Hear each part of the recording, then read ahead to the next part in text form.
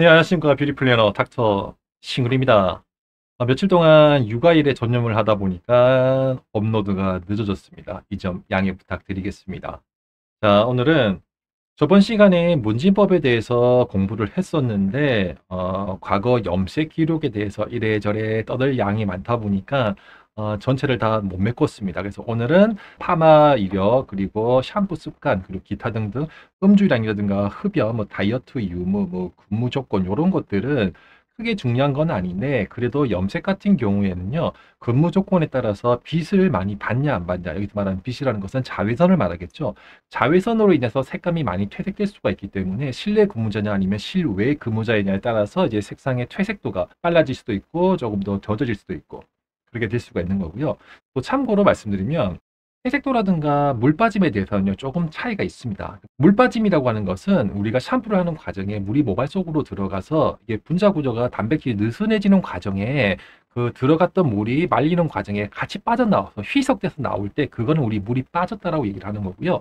퇴색이라고 하는 것은 빛에 의해서 멜라닌 색소가 자외선을 차단을 하지 못하기 때문에 그만큼 모발 속의 단백질이 점점 산화되는 과정에 색이 누리끼리해지는 것, 그래서 점점 밝아지는 현상. 그걸 우리는 퇴화, 퇴색이라고 얘기를 하는 거예요. 자, 그렇기 때문에 여기 보시면은 근무 조건에 따라서 실외냐, 실내냐에 따라 가지고 색감의 유지력이 차이가 있다. 자, 그리고 다이어트 유무 같은 경우에는요, 염색을 하기 전에 생리적인 손상이라고 얘기를 하는데, 머리카락이 태어날 때부터, 즉, 영양분을 공급을 받아서 머리카락이 모공 속에서 만들어지는 과정에 단백질 공급이 충분히 안 됐을 때, 모발이 조금 힘없이 나올 때, 그거를 우리는 가늘어진 모발, 혹은, 건강하지 못한 모발, 연모라고도 우리는 얘기를 합니다. 음주량이라든가 흡연 같은 경우에는 아무래도 이제 혈액순환과 관련이 있겠죠. 그렇기 때문에 여기서 기타에서는 요거 근무 조건을 제외한 나머지 요 두 가지 놈들은 그냥 원래 내가 태생적으로 머리카락이 날 때부터 건강도를 판단하는 기준이 되는 거고요.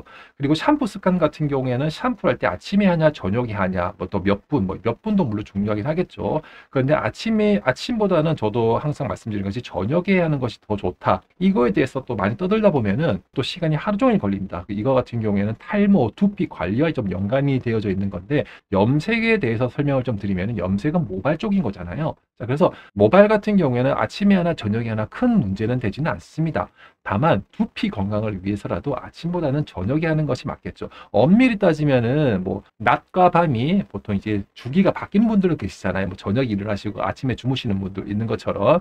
이럴 경우에는 주무시기 전에 취침하기 전에 샴푸를 하는 것이 제일로 좋습니다. 근데 우리가 두피학적으로 봤을 때는 사람이 이제 코로 숨을 쉬잖아요. 그걸 폐호흡이라고 얘기를 하는데, 폐호흡 외에 저녁 10시부터 새벽 2시까지 약 4시간 동안은 사람이 숙면을 취하는 가장 하에 내가 지금 뭐 폐호흡뿐만 아니라 내호흡을 한다라고 얘기를 해요. 즉 세포도 이제 숨을 쉰다라고 얘기를 합니다. 그래서 각 내 몸에 있는 모공이 열려서 공기가 접촉되는 시간. 그래서 폐로 호흡이 아니라 뇌호흡한다. 몸에 있는 장기가 호흡을 한 시간이고, 그 노폐물들이 그 모공이라든가 땀으로 빠져나오는 것. 그래서 그 시간 동안에 충분히 수면을 취해야지만이 몸에 있는 노폐물이 밖으로 많이 배출되는 거예요.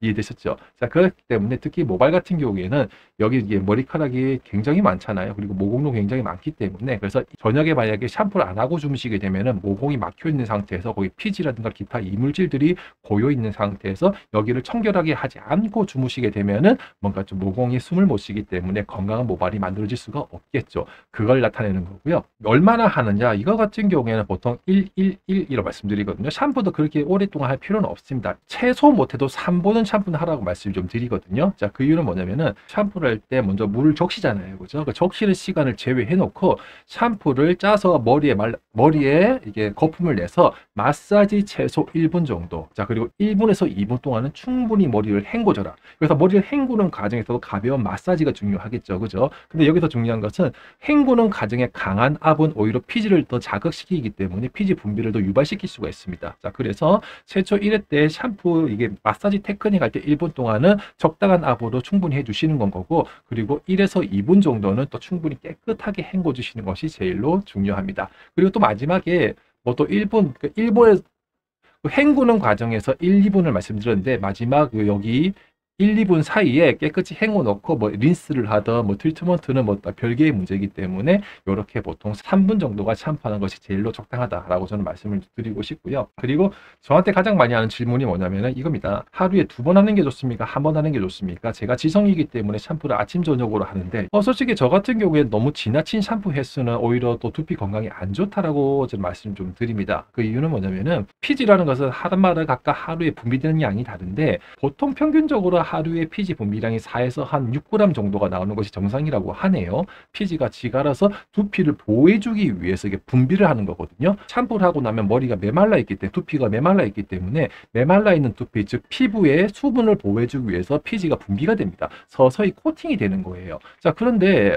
이게 너무 강하게 계속적으로 피지를 다 닦아내다 보니까는 피지는 그만큼 계속 분비를 하겠죠. 피지가 4에서 6g 정도 나오는 것이 정상인데 요 놈을 싹 다 벗겨버리니까 없으니까 또 분비하고 계속적으로 분비를 하게 되는 겁니다. 자, 그러다 보면은 이게 평균적으로 4에서 6이 6에서 8이 될 수 있는 거고 8에서 10이 될 수가 있는 거거든요. 자, 그렇기 때문에 적당한 피지 분비량은 나오는 것이 정상인데 내가 너무 피지 분비량이 많은 지성이라고 할 경우에는요, 너무 강하게 압을 줘서 피지를 더 자극시키지 말고요, 적당한 압으로 마사지를 여러 번 해주시는 것이 훨씬 더 좋습니다. 자, 그리고 너무 외부적으로만 피지를 관리하려고 하지 마시고요, 호르몬을 정상화시키는 쪽으로 노력을 해보시는 것이 어떨까라고 생각을 해봅니다. 그리고 건성두피 같은 경우에는 매일 하는 것이 굳이 좋은 것이 아니고요, 보통은 뭐 이틀에 한 번씩, 보통은 정말로 악건성 같은 경우에는 3일에 한 번씩도 권장해 드리는데, 근데 뭐 예를 들어 가지고 뭔가 머리가 이게 자고 일하는데 머리가 너무 엉클어져 있다, 이렇게 될 경우에는 샴푸를 굳이 하지 않아도 두피를 제외한 나머지 린스로만 이렇게 해주신다라거나,